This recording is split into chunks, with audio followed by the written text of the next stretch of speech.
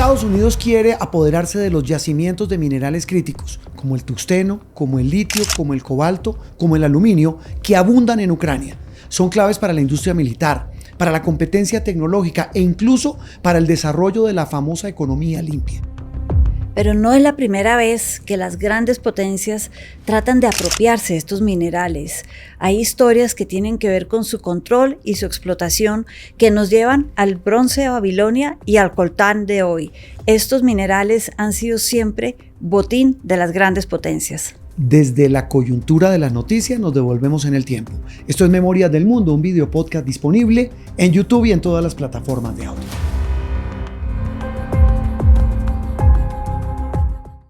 Teresita, todo tema de política internacional suena también muy ingenuo. Es que yo soy muy ingenuo, Teresita. Usted que es la que sabe, ayúdeme a quitarme el velo de la ingenuidad.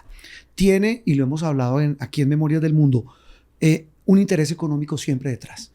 En el caso de lo que ha pasado en las últimas semanas, el inusitado interés del presidente de Estados Unidos por arreglar cuanto antes el conflicto o invasión ruso en Ucrania, él lo ha llamado esa guerra en Ucrania, tiene detrás algo de lo que poco habíamos oído hablar, que es el tema de los metales críticos o tierras raras incluidas ahí.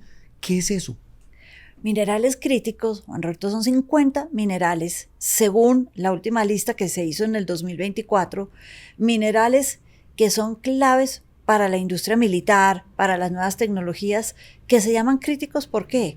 Porque su desabastecimiento, bien sea ahora o a lo largo de la historia, vamos a ver, su desabastecimiento, y esto empeoró con el COVID-19 en los últimos 5 años, sí, sería crítico para la seguridad de los países. Por ejemplo, estoy viendo acá tungsteno, cobalto, aluminio, litio, entre otros, coltán.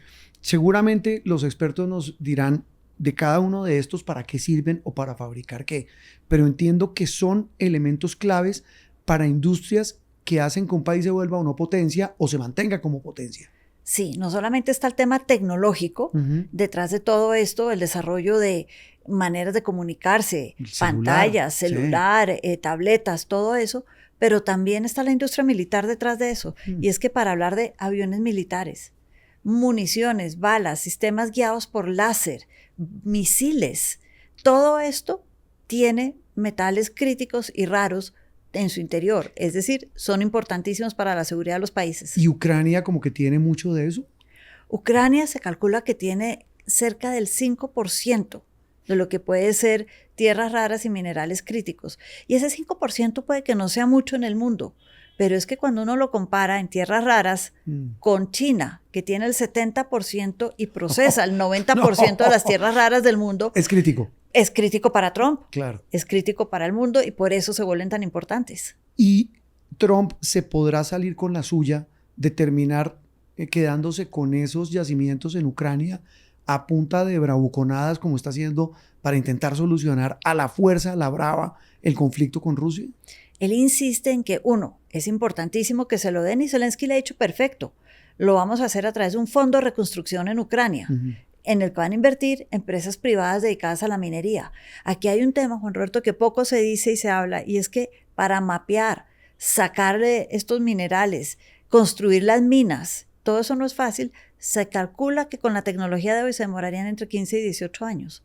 Es decir, esto es un plan a mediano plazo. Es un tema estratégico. Sí.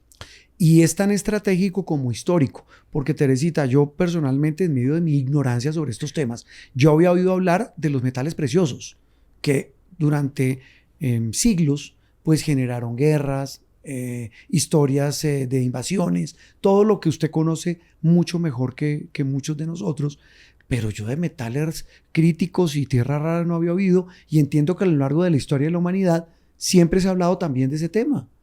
Sí, por ejemplo Babilonia, si me voy a historia tan atrás y tan antigua, la edad de bronce, todos en el colegio aprendíamos de la edad de bronce. Sí. La edad de bronce fue el descubrimiento de estas aleaciones de metales que producían algo más fácil de trabajar, pero también me permitieron hacer flechas, jabalinas, lanzas, armaduras, algo para protegerme yo en caso de guerra. Babilonia, cuando se dio cuenta que esto era clave para esa industria, llamémosla militar de hace siglos y milenios, controló el mercado del bronce. Dijo, acá nadie produce bronce, nadie comercia bronce sin pasar por el gobierno nuestro, por el rey de Babilonia y tener un permiso especial. Es decir, a veces lo crítico viene del control, no solamente del abastecimiento y la cantidad que yo pueda tener de algo. Y cuando uno habla de la historia, de controles, de intereses, de estrategias, inevitablemente pasa por China.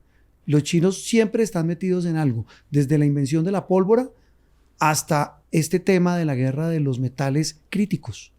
La pólvora, es que hay una de estas tierras raras. Tierras raras son 17 minerales dentro de los 50 críticos, que se llaman así, y esto tiene que ver con la pólvora, se llaman así porque están en la tierra normal que pisamos y no se ven.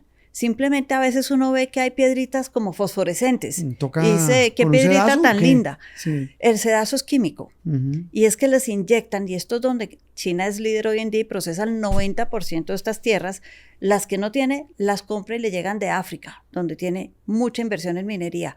Les inyecta un líquido que digamos tiene algo parecido a los imanes, porque actúan de la misma manera que los imanes, que van atrayendo estos minerales raros de la tierra y los van separando y sacando de la tierra. O sea, China es la gran potencia, pero no de ahora, sino de toda la vida. De toda la vida, porque en la pólvora tiene que ver uno de estos metales, es lo que producía ese movimiento en que uno dice, salió la chispa. La pólvora sola no produce fuego ni chispa, tiene que frotarse, tiene que mezclarse. Usted y yo somos químicos, pero ¿eso no es el fósforo? Sí, y eso en su momento fue uno de los minerales raros y de ahí es la importancia. El fósforo, todo lo que se raspa, la piedrita en los encendedores, esa misma tecnología es la que fabricaron los chinos. Con el tema de la pólvora estamos hablando hace cuántos siglos que los chinos nos tienen hablando de estos metales raros. 5 o 6 siglos de los metales raros. Imagínense. Y en la Primera Guerra también se habló de metales críticos, ahí sí se usó la palabra crítico. Y mire que el tema no es tan lejano a nosotros, cuando digo a nosotros es a Colombia, al continente, porque en América también hay una guerra silenciosa por esos metales. Bueno, Chile es potencia en cobre, Bolivia también en cobre, pero Colombia tiene una frontera enorme con Brasil, donde están explotando un material que es para esto, para las pantallas de los celulares y tabletas, que es el coltán, que le dicen hoy el nuevo oro, el oro negro. Está en esa zona del Amazonas y en África, y cuesta muchísimo, y ahí entonces viene la explotación legal, pero desafortunadamente la ilegal, tanto en África como acá. Sí, ¿y cómo hace uno para regularla? Viendo lo que ha pasado en la historia, para ver si le sacamos provecho a algo. La minería siempre ha tenido algo ilegal porque es una manera para muchos de hacerse ricos fáciles. Pensemos en la fiebre del oro en San Francisco. Estamos hablando de un país que no es ni América Latina ni África. San Francisco, hacia 1800, principios del siglo XIX, encontraron oro muy fácilmente y esto fue la debacle. Se llenaron de prostíbulos, de minería ilegal, de comercio ilegal, de contrabando, de matanzas. Lo que está pasando hoy en Colombia con la minería ilegal, que es el gran flagelo hoy en Colombia, casi más que el narcotráfico. Y la minería ilegal del oro en Colombia y en África es terrible. ¿Y quién la controla? Genera toda clase de pandillas, peleas entre grupos, donde el pobre que saca el oro del río es el que sale sacrificado.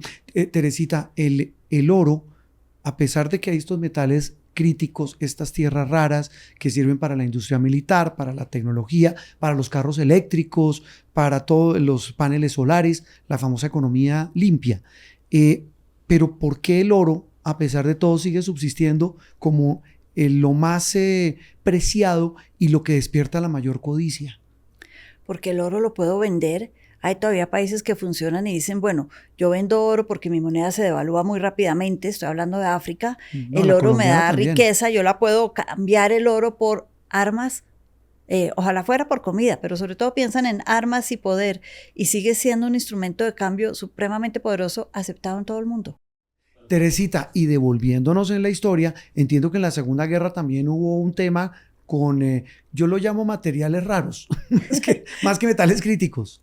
En la Primera Guerra se hablaba de 5. La primera lista de minerales críticos que sacó el gobierno de Estados Unidos eran 5. Que se necesitaban para esa guerra. El cobre, que era importante para las comunicaciones. Sí. En la segunda, el tema del nylon fue clave. El nylon no es un elemento que uno encuentra en la tierra, es un derivado del petróleo. El petróleo sí puede ser crítico desde muchos ángulos.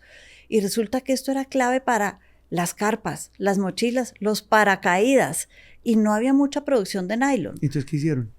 Le pidieron, por ejemplo, a las señoras que no compraran medias de nylon, que volvieran a usar medias de seda o medias de algodón o de lana y se tejieran sus medias, porque el nylon se volvió crítico para la Segunda Guerra Mundial. Hay elementos que siempre han favorecido la guerra, se vuelven importantes, generan riqueza y se empiezan a utilizar de manera centrada, enfocada y con un alto precio. Y ahora que usted vuelve, y hablábamos hace un rato de la pólvora, pues miren lo que derivó la dinamita y el señor Nobel. Sí. En más guerras, él quería paz y por eso el Nobel de la Paz, pero ¿Él para qué fabricó la dinamita? Minería, precisamente para buscar minerales remover que estaban grandes masas, claro, escondidos en las montañas. Y terminó convertido en lo que estamos hoy. Exactamente. Teresita, la historia de los minerales críticos y las tierras raras, porque la noticia también tiene historia. Esto es Memorias del Mundo, un video podcast disponible en YouTube y en todas las plataformas de audio. Boombox.